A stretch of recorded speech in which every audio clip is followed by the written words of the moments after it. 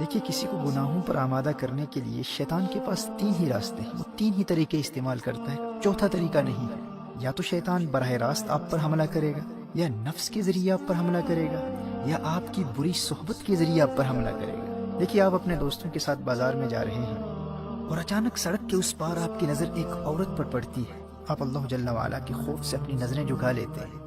اب شیطان آپ کو بہکانے کے لیے ان تین طریقوں میں سے ایک طریقہ اختیار کرے گا۔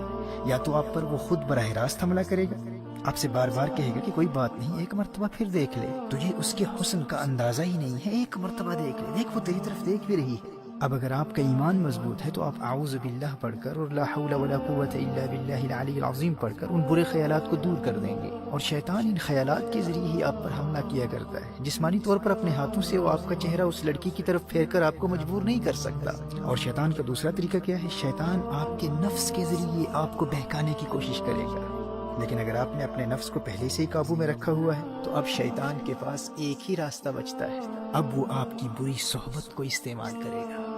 آپ کے کسی روحانی طور پر کمزور دوست کو تلاش کرے گا، اسے کہے گا کہ وہ آپ کو اس گناہ کی طرف راغب کرے۔ اب اگر آپ گنہگاروں کی صحبت میں رہتے ہیں تو آپ کتنے بھی مضبوط ہوں، آپ نے شیطان کے حملے کے دو راستوں کو بند کر دیا، لیکن یہ تیسرا راستہ کھلا ہے۔ آپ کے دوستوں کے ذریعے شیطان آپ تک بار بار پیغام پہنچاتا رہے گا، ارے ایک مرتبہ تو دیکھ لے، دیکھ وہ تیری طرف دیکھ رہی ہے، دیکھ اسی طرف آ رہی ہے۔ اور یہ کوئی بھی گناہ ہو سکتا ہے۔ ایسے دوست کہتے ہیں آج نماز قضا ہو گئی تو کیا فرق پڑتا ہے بھائی، دیکھ انتہائی لذیذ کھانا پکا ہے، روزہ توڑ دے، بعد میں کفارہ دے دینا، قضا کر لینا، کسی کو کیا پتا چلے گا کون دیکھ رہا ہے۔ اچھا آج سگریٹ پی لے، ڈرگز لے لے، کسی کو دھوکہ دے دے، جھوٹ بول لے، غیبت کر لے۔ والدین کی ہر بات ماننا ضروری نہیں ہوتا، اب تو بڑا ہو گیا ہے، بچہ نہیں ہے۔ مجھے بھی اپنے والدین سے بہت محبت ہے، لیکن میں ان کی ہر بات تھوڑی نہ مانتا ہوں۔ اچھا آج چلتے ہیں، آج مووی دیکھ لیتے ہیں۔ اچھا تو مجھے مل نہیں سکتا تو کوئی بات نہیں، میں تجھے لنک بھیج دیتا ہوں، لیکن مووی دیکھنا ضرور۔ تو بری صحبت کے ذریعے آپ گناہوں میں مبتلا ہو جائیں گے۔ شیطان آپ کے ارد گرد برے دوستوں کو تلاش کرتا رہتا ہے، اور اگر آپ کا کوئی برا دوست ہی نہیں ہے تو شیطان ہار جائے گا، آپ جیت جائیں گے۔ محترم احبہ، آپ کے لیے خوشخبری یہ ہے کہ رمضان المبارک میں اگر حالت ایمان میں آپ صرف اس ایک دشمن سے بچتے رہے نا، بری صحبت سے خود کو بچا لیا، تو اللہ جل وعلا آپ کو گناہوں سے پاک بھی کر دے گا اور جنت بھی عطا کر دے گا۔ نبی کریم صلی اللہ علیہ وآلہ وسلم نے ارشاد فرمایا، رمضان میں شیطان کو قید کر دیا جاتا ہے، صفدت الشیاطین، آپ کا پہلا بڑا دشمن بند ہے، شیطان خود بے بس ہے، وہ کچھ بھی نہیں کر سکتا۔ اور دوسرا دشمن آپ کا نفس ہے، نفس۔ نبی کریم صلی اللہ علیہ وآلہ وسلم نے نفس کو قابو کرنے کا جو طریقہ بتایا ہے وہ بھوک اور پیاس ہے، وہ روزہ ہے۔ دیکھیے ماہ رمضان میں اگر آپ سحری اور افطار کے وقت زیادہ کھانا نہیں کھاتے، بہت زیادہ پیٹ بھر کر کھانا نہیں کھاتے، تو آپ کا نفس بالکل کنٹرول میں رہے گا، دونوں دشمن قید ہیں۔ اب اگر آپ مغفرت چاہتے ہیں، جنت میں جانا چاہتے ہیں، تو ماہ رمضان میں صرف اس ایک دشمن سے اپنے آپ کو بچا لیں۔ گناہوں کی طرف راغب کرنے والے، گناہوں کی دعوت دینے والے ہر دوست سے رابطہ مکمل طور پر منقطع کر دیں۔ برے دوستوں کو بتلا دیں، کیا دیکھتے نہیں کتنے ہنستے کھیلتے نوجوان ماہ رمضان سے قبل ہی موت کا شکار ہو چکے ہیں۔ جانے آئندہ رمضان تک یہ زندگی وفا کرے نہ کرے، میں زندہ بھی ہوں یا نہ ہوں، میں تمہارے لیے سب کچھ کر سکتا ہوں، لیکن اپنی آخرت کا سودا نہیں کر سکتا۔ رمضان المبارک میں مجھ سے ملنے کے بارے میں سوچنا بھی نہ۔ محترم احبہ، اگر مغفرت چاہتے ہیں تو کم از کم رمضان المبارک میں ایسے تمام دوستوں سے مکمل دوری اختیار کر لیجیے۔ اگر اپنا نمبر چینج کرنا پڑے تو کر دیں، سم کارڈ پھینکنا پڑے تو پھینک دیں، اور علیاذ باللہ اگر کسی غیر محرم لڑکی کا نمبر آپ کے فون میں ہے تو فوراً بلاک کر دیں۔ سوشل میڈیا پر، ٹویٹر پر، انسٹاگرام پر، فیس بک پر انفرینڈ کر دیں۔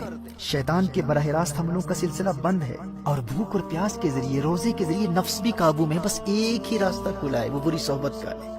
میں دعوے سے کہہ سکتا ہوں میرے دوست، اگر تو نے صرف اس ایک دشمن کا راستہ بند کر دیا تو رمضان المبارک تجھے جنتی بنا دے گا۔ شیطان کے پاس فقط 3 ہتھیار ہیں، 2 بند ہیں، ایک کو تو نے بند کرنا ہے۔